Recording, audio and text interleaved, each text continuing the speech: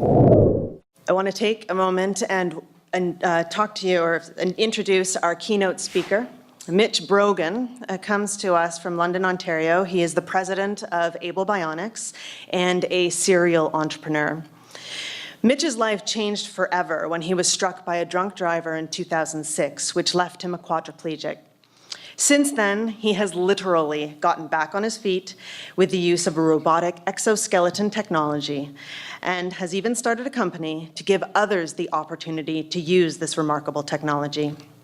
Able Bionics is an exoskeleton, dermoskeleton, and locomotor aid company that is featured in the news, at astronaut Chris Hadfield's Generator, and on season 10 of Dragon's Den.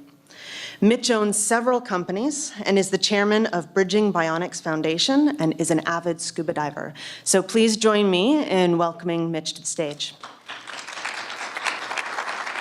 Hey, so I'd like to just begin by thanking York University, Innovation York, and LaunchYU for putting on this event, and to Dr. Robert Hache and Sarah Howe for inviting me to talk to you today. I like doing these talks. I guess I get invited to do quite a number of talks. I'll just start out with a little joke here, a little humor. Yeah. Anyway, anybody selling any of these here? No? Okay. So I'm going to be pretty informal. I mean, it's not going to tell you all the answers. I'm just going to give you sort of my perspective, my story of what happened. So it starts with a bit of magic. You could say the Wyndham Wizard. Anybody know the Wyndham Wizard? Took this boy, this young man here who was into anything to do with space, wanted to grow up and be in the space industry somehow, and got into rocketry and stuff early, and had a neighbor who worked with the space program and everything, and ended up as a fine young man right before September 16th, 2006, when this is the bicycle I was on. This is the car that struck me, and a drunk driver had been driving this car on that night, that fateful night, and this is me in a coma for about 3 days after, in hospital for about 7.5 months after, with a C4 level spinal cord injury, which left me a quadriplegic. And the doctor's telling me that I would never walk again.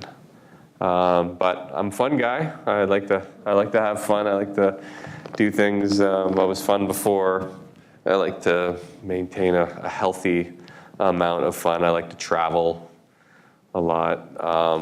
It's New Zealand. Anybody been to Hobbiton? Chichen Itza in Mexico.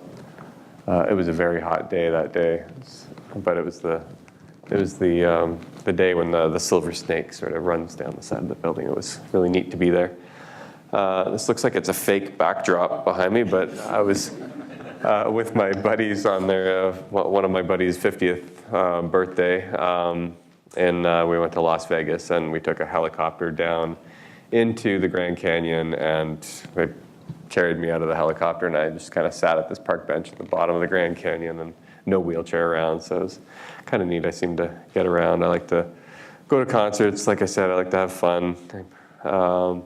This is the man here, the boss. One of the more recent concerts I've been to.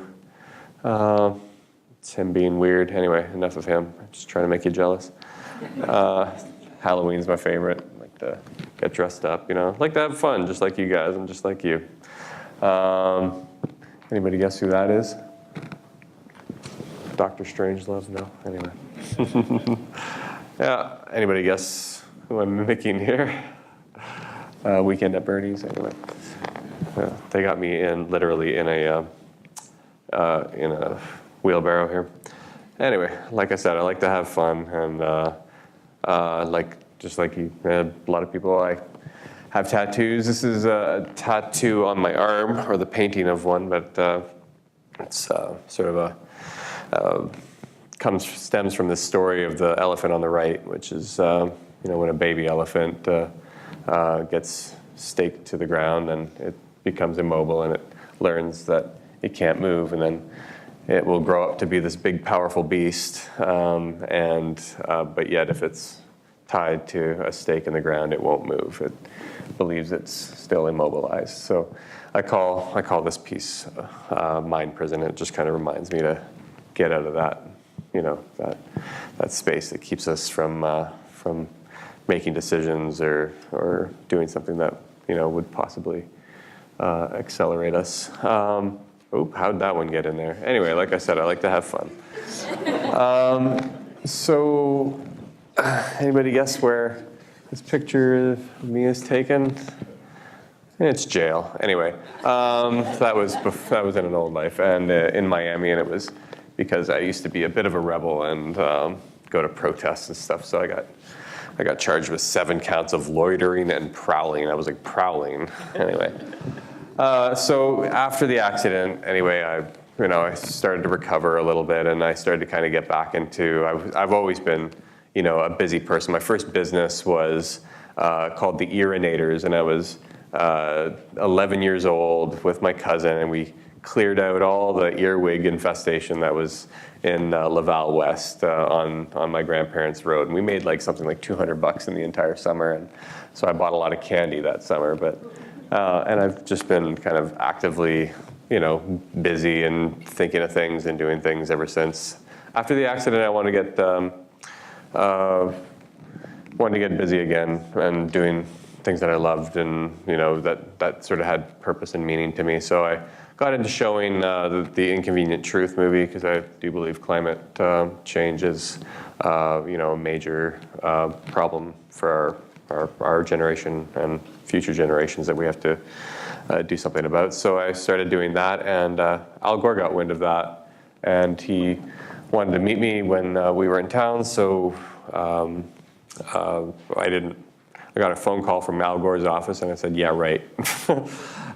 So anyway, I went and met with him, and then this is him checking out a little terrarium we made for him, and he's got these very plastic faces, he's got 10 different looks, and that's one of them, and then there's the one of approval too. Anyway, that's so I ended up joining his climate project presenters group called Climate Project Canada, and then we did presentations to different groups and stayed busy with that for a little while. Then I sort of I've always been sort of just trying to innovate things and try things out. This was my first attempt at a wearable computer. So this is the whole setup, and it's got it's a Nokia N900 attached to a projector, loudspeakers, an external hard drive, a little touch mouse, and a roll keypad and stuff like that. So it was sort of like this wearable computer, and I was trying to get into building wearable computers for people. And then this is a burger press. So after that, I got busy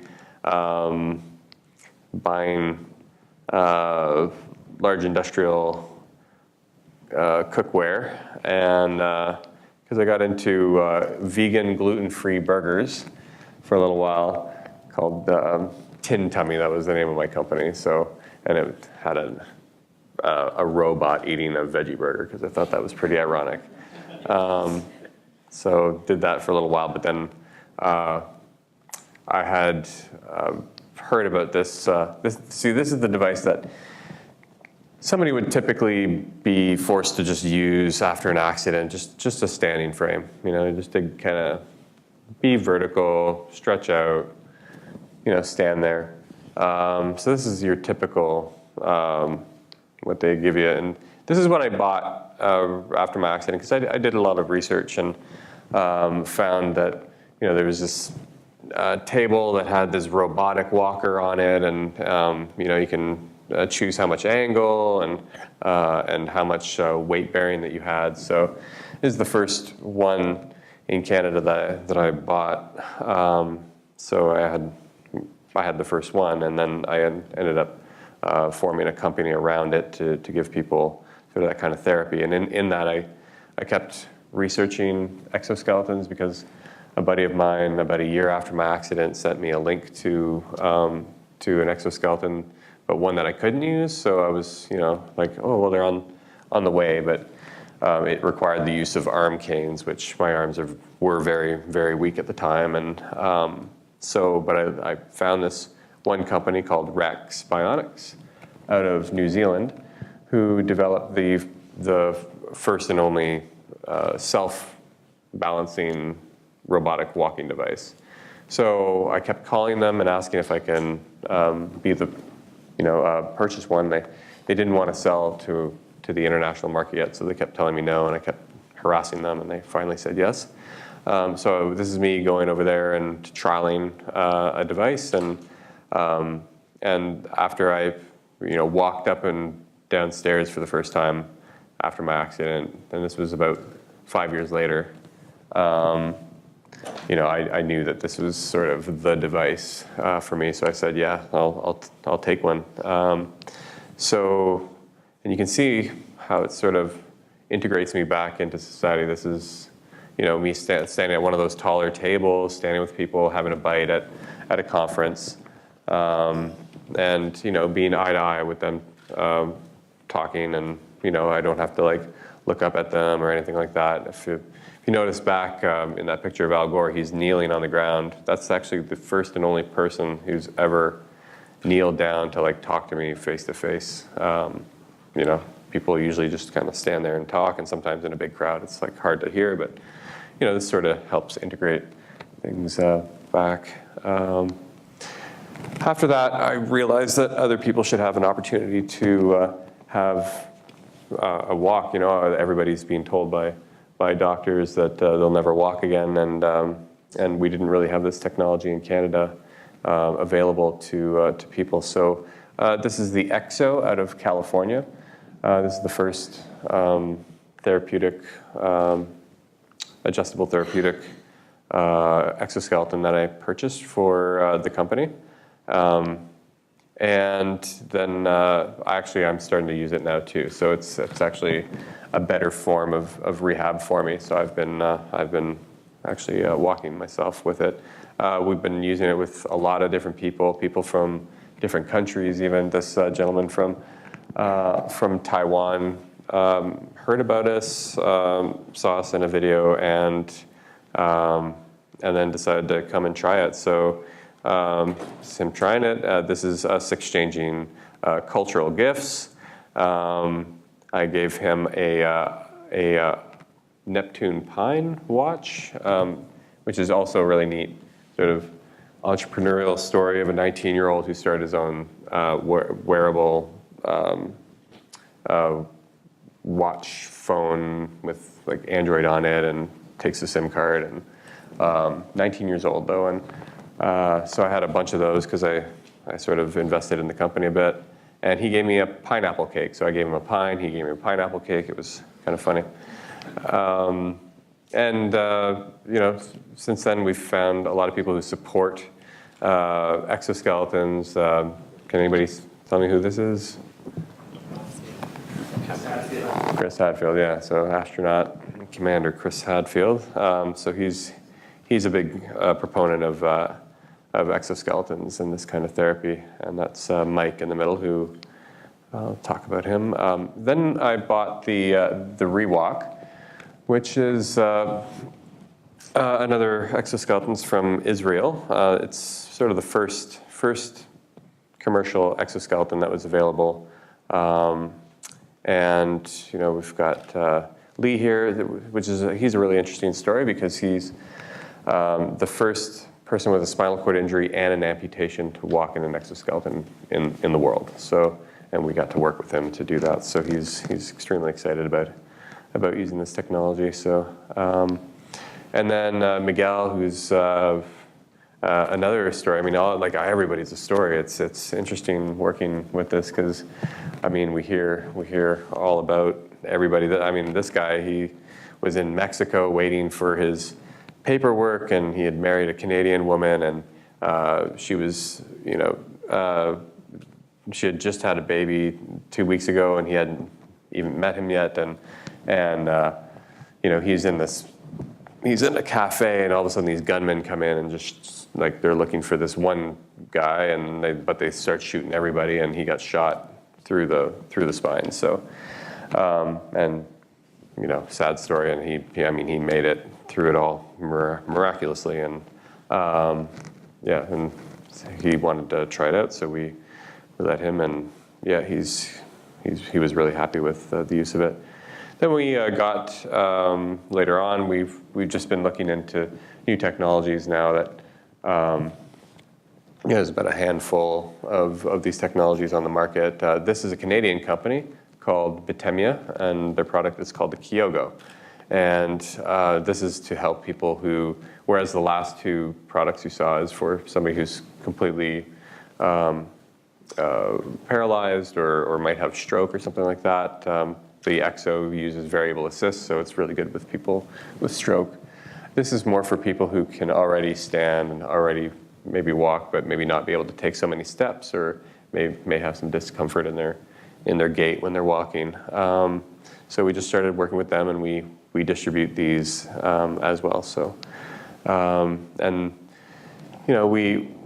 we sort of get out there in the world. People hear about us. They want to try it out. This is Miss Wheelchair USA. Trying it out in North Carolina. If you want to cry buckets, really ugly cry, watch Shannon Chisholm Walks on YouTube, and you will use a half a box of tissues.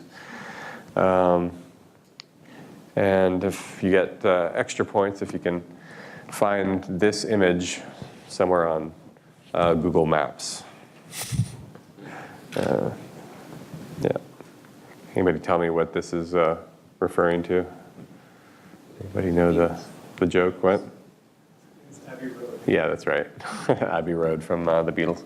So this is all exoskeleton. So we got the ReWalk in the front. I'm in my RX. Mike is in the EXO, and then the other Mike is in the Kyoko in the back there. Puppies. This is my dog. She likes to wrestle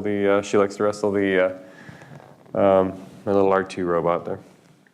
And so it was really important for me to get out, and as you can tell, I'm passionate about what I do, and and that's the one thing that I'm sure is the same between all of us, is we have an idea and we sort of are joyful about it. We're the experts in it. We want to talk about it all the time. I could talk about it forever.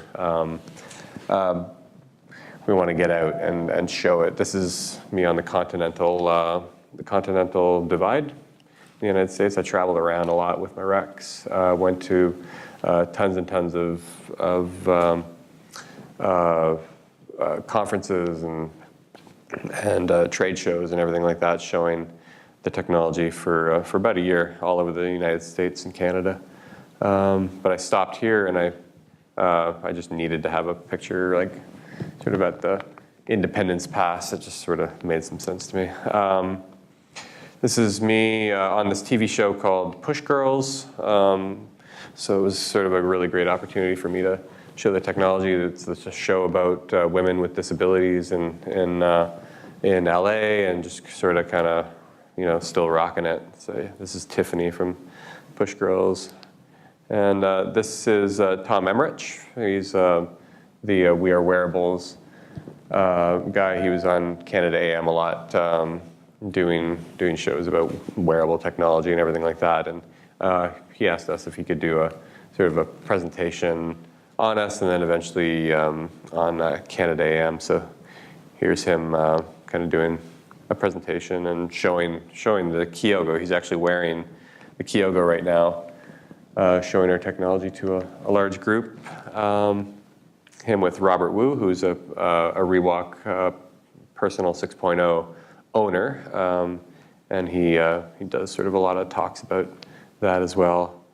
And there's Yvonne there. She wears an e-sight, which is a really neat technology. I mean, if we're talking about entrepreneurship, these are our companies like making products that are amazing. This e-sight takes very, very low vision people, gives them, takes everything that's around the image and then places it in the spaces that people can see. So, and then you can zoom and everything like that too. So it gives low vision people like the ability to see, which is great. I like to do a lot of talks. This is me talking with the first robotics group. We get asked to do a lot of talks about, to people with doing robotics, a lot of kids and everything like that too. These kids are just in high school. They're doing these robotics challenges together, and they don't know. They know they want to get into robotics. They don't know exactly what kind of robotics that they want to get into. So I was sort of there to inspire them to get into medical robotics. It's pretty cool, and there's still a lot of work to do in that field. And this is me right there on the right. The mayor of Toronto beside me. There's Kathleen Wynne. Teresa there in the middle. She's a vet soldier who's wearing a ReWalk right now, and I'm in my Rex, and we're just kind of we're doing something for the Accessibility Innovation Showcase. So there's sort of you got to get out there and like just meet people and be associated with things and be known as sort of the expert in what you do. Romance when you're an entrepreneur. This is sort of my feelings encapsulated in a frame, if you can all see that. It kind of fits because, I don't know, for me anyway, it's hard to have romance. Sometimes I find myself, I don't know, this is just the way I like to think of that kind of, that world. That was given to me, that last frame, from my friend and colleague Jason, who we are working on a film together. Look for it possibly next year, called Interval. He works with an organization that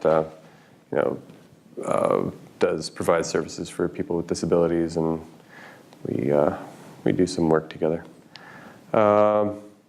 So Chris Hadfield learned about what we're doing. He was highly interested. He asked us to come out and do this event at the Toronto Massey Hall for 2,700 people.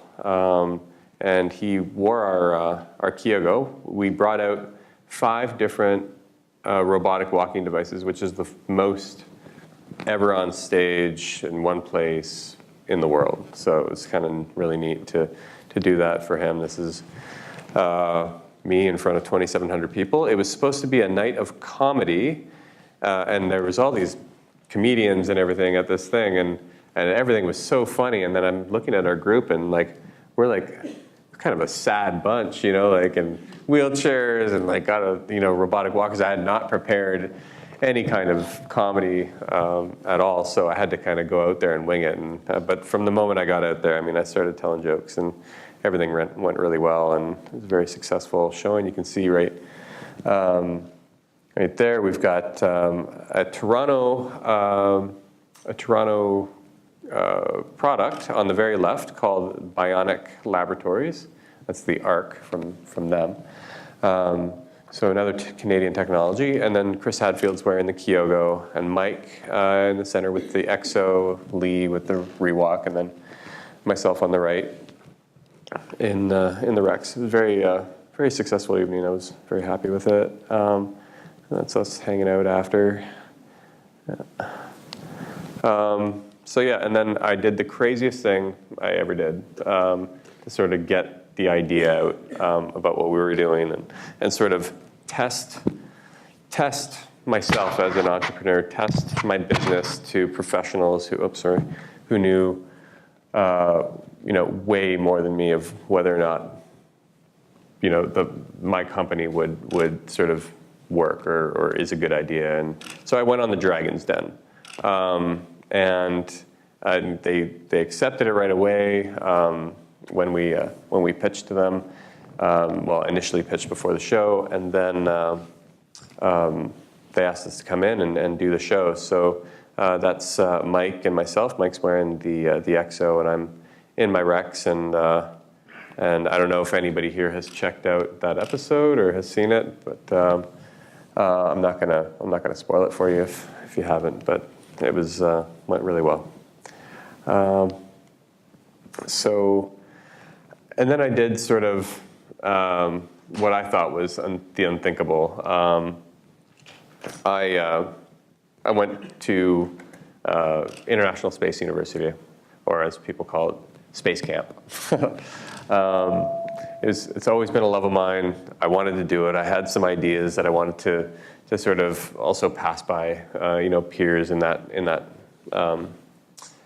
industry. So I went. This group was about 150 large from 24 different countries. I think the Chinese sent the largest delegation of 24 people, and where I took management and business in the space sector.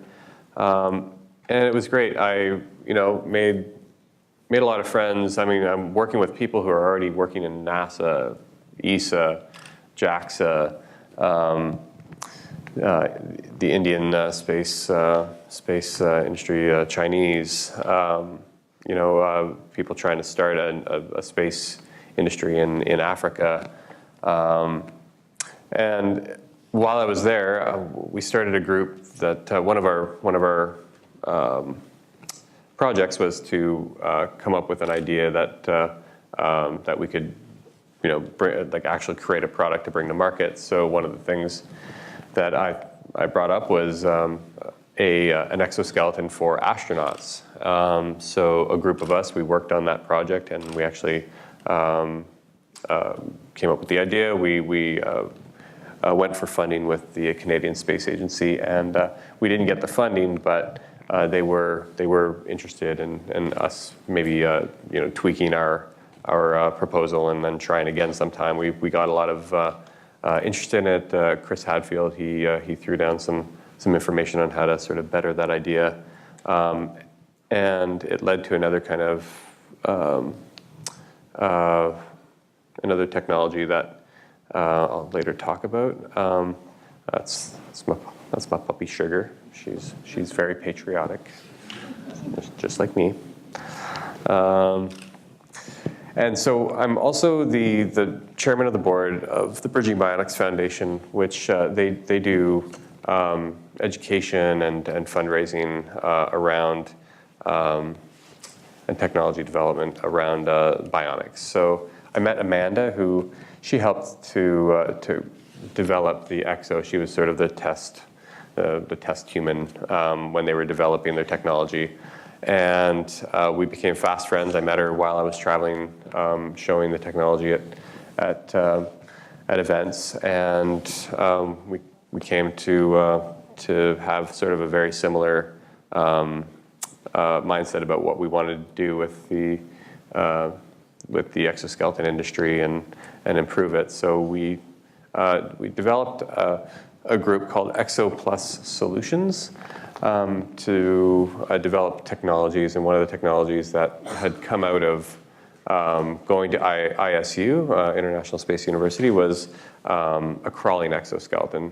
Nothing like that existed on the planet, and still to this day. And so I designed a powered crawling device to help people, because I do believe that now that I've sort of lived through this, my own sort of post-accident type thing with a spinal cord injury. I see people now going from sitting to standing and walking, which is fine. But I do believe that just like the old adage says, you need to crawl before you walk. And I think that that's true for rehab as well. I think that there's something to be said about resetting your balance system in your body before walking. And there's just really no technology for that.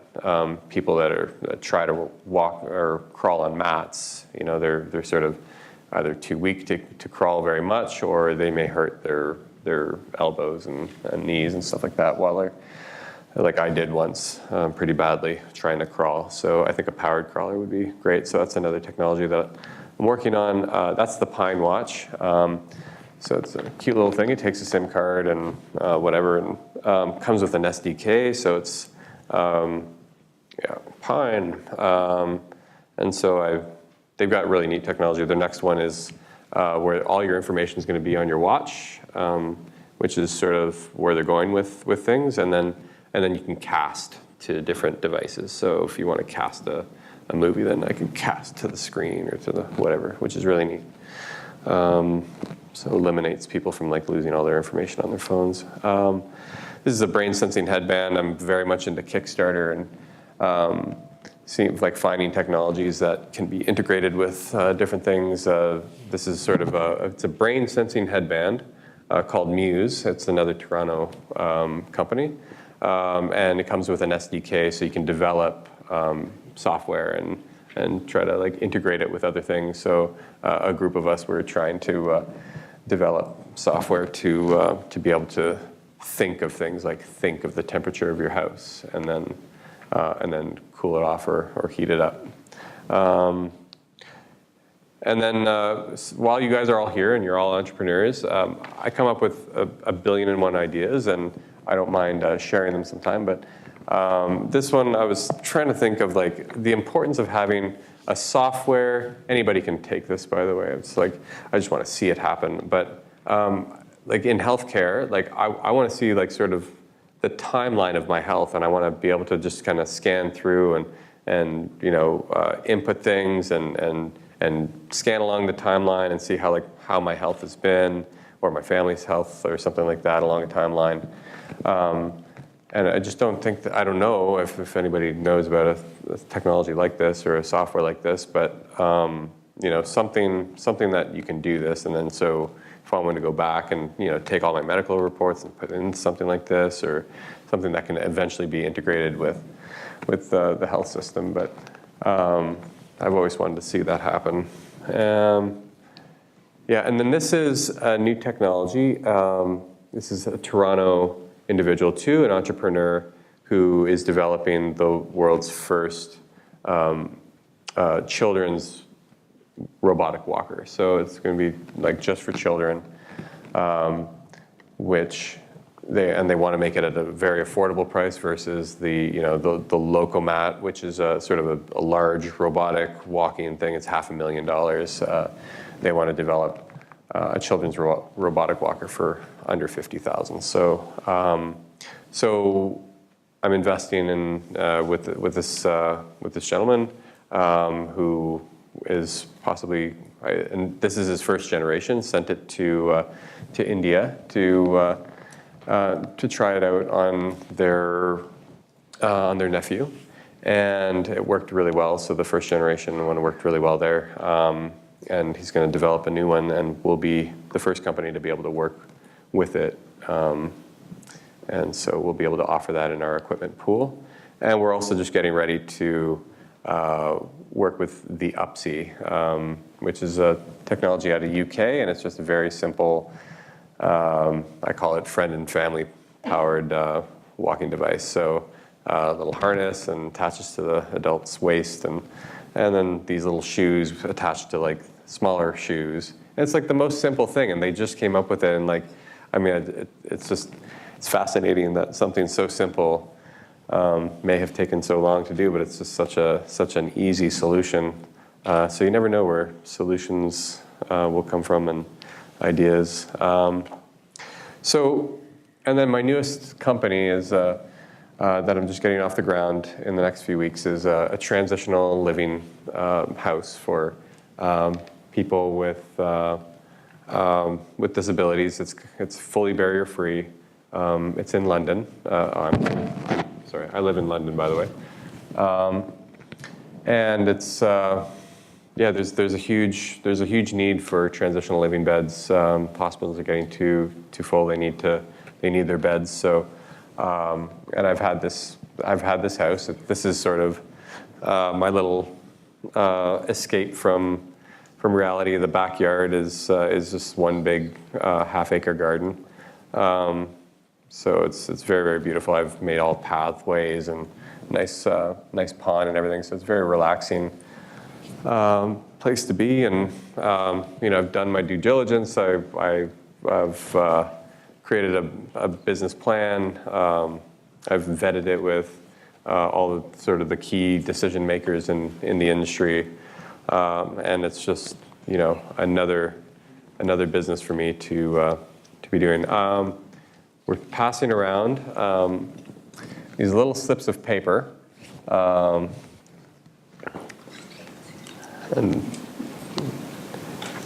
this is our Prime Minister walking down the stairs with President Obama at the White House, and he's walking down the stairs, and now I can walk down the stairs using my robotic walker. Just saying. Anyway. And I'm also an avid scuba diver, so this is just my little portion of my presentation to make you all jealous of. I love traveling. I love the islands. And this is, and you wouldn't believe how good I can scuba dive, and I like to night dive too. And there I am, and yeah. So you got to have joys in life, and no matter how serious you apply yourself to your product or your business, but you gotta give yourself some time to have fun, and that's sort of the end of the visual thing. So so what can I say? I'm not here to give you any answers, like I said, just sort of tell you my own perspective on things, and I had this sort of crisis of like, why am I here? Why do I get invited to these things? I mean, is it because I'm financially successful? Like, no, like don't look at me as the financially successful guy, because I'm not there yet. I've got, I'm still, intrepidly moving forward, with terror in my heart, as far as like how much of myself I invest in this. But you can tell I'm passionate about it, and that's the important part. Is it from who I know? Is that why I'm here? Networking, quite a bit. I mean, Sarah, I only met her today, but I know her husband, and that's how sort of things connect. So that's how I'm here to sort of hopefully, inspire something. It's because I have an interesting story. I don't know. Do I have an interesting story? I would like to think. Thanks. Yeah. The pieces of paper in front of you. Anybody not have a pen? Can we distribute pens to people who don't, or share? I'd just like to do a quick little fun thing just to wake everybody up. Anyway, it's really important. I think, like, I'm here telling you my story, and that's just my story. It has, my story doesn't include the same kind of entrepreneurship that your story does. And my story means knowing my story and knowing my intentions, and like why I'm doing what I'm doing. So I would like to just quickly have you guys write out in 2 words or less. Between 2 to 0. Between 1 and 2. Between 1 and 2 words. You can write nothing too, I mean, if you want. But when you just quickly think about it, what your deepest intention of why you work so hard, why you believe in yourself, why you are are here with us and working so hard to do what you want to do. And just out of your brain, write it down real quick. You don't have to think too hard. You'll know. And yeah, but I think it's important to is like to just you can keep writing if you're I'm here because maybe somebody had a sense of my perseverance. I think that's a big thing. It's a struggle. Don't think that entrepreneurship means you're going to get rich quick. It's a struggle unless you're very, very, very lucky. And I'm talking about like maybe one, and all of you right here may have that, that rich, quick ability. Why I'm here, maybe you learned something. Learn something about thoughtfulness, about belief, about struggling. Perseverance, yeah. I would recommend knowing your resources and knowing your limits. So, you sort of want to give 100% of yourself, but you got to know when to limit yourself. Like the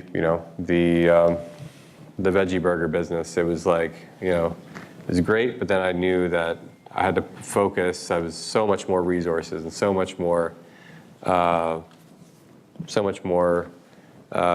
goodness, I think, that could come out of the idea of the exoskeleton business. So I sort of limited that and then kind of did something that was sort of more important in my mind. So and I slowly grow. I don't grow too quick. I have the resources to grow fast, but that would be, detrimental to me possibly. So, incrementally growing for me, and that's just me, but it was really important for me to like sort of grow a bit, analyze, because I could go nuts buying every bit of equipment in the world and whatnot, but I'd be in the poorhouse really quick. So. So pretty much essentially know thyself, or carpe diem, as they say. And if somebody, can we get all of those collected, those little piece of papers, and maybe 3 volunteers to come up and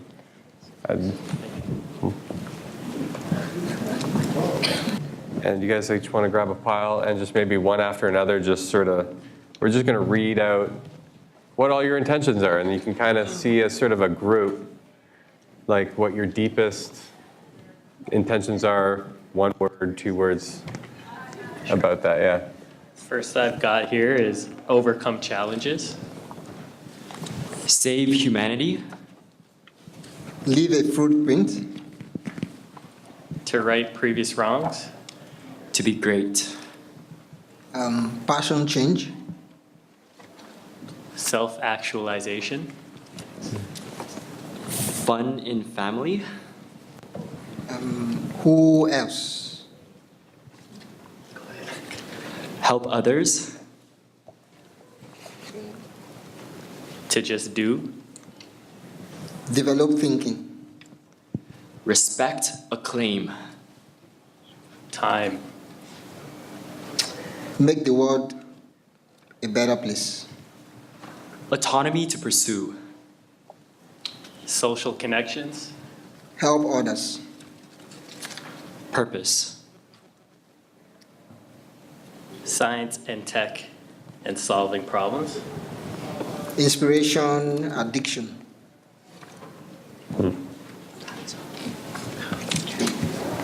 To be challenged. To drive to succeed. I think you got the last ones. Because I care. Contribution to the world. Love. Environment and the economy. Help others. Improve the world. Leave the world better. To help the next generation. Joy. happiness, Life can be easy. Security, growth, and stability.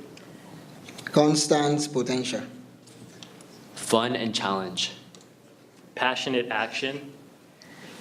love DJ or something, Passion and family. To learn. change others, Share and support.